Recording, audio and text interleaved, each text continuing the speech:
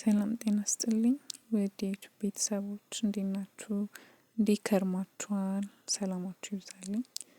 ዛሬ ይዤላችሁ የመጣሁት ነገር ምንድነው?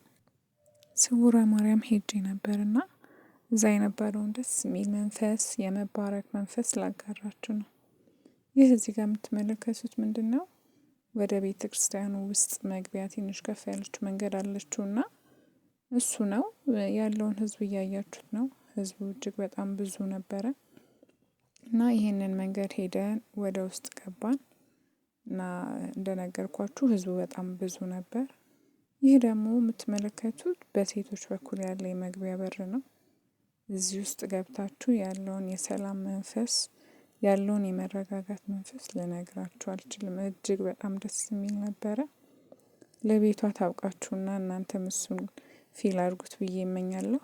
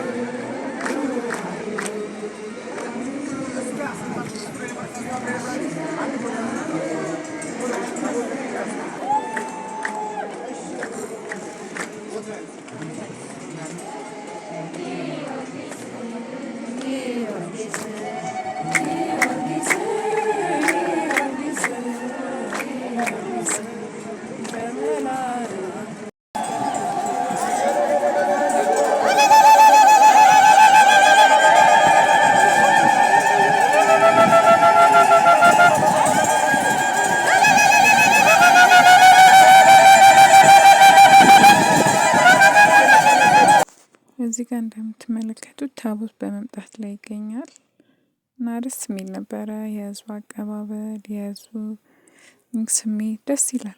በቃ አንዳንዴ ስታስቡ ደስ ይላችኋል። በቃ የሆነ ኦርቶዶክስ በመሆናችሁ ራሱ ደስ የሚል ስሜት ይሰማችኋልና እዚህ ጋር ታቦቱ እየመጣ ህዝቡ እየተቀበለው ነው።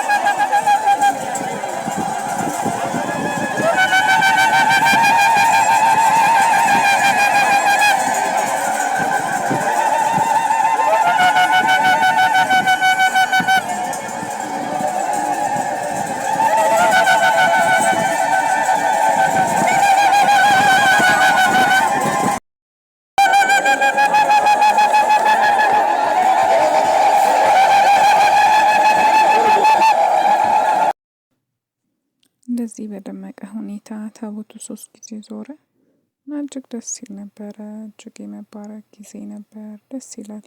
እናንተም በዚህ ተገኝታችሁ እንድትባረኩ ምኞቴ ነው። ደስ ይል ነበረ። እግዚአብሔር ይመስገን። እኔ ስለነበረኝ ጊዜ እግዚአብሔርን አመስግኜ ነው የተመለስኩት። እግዚአብሔር ይመስገን።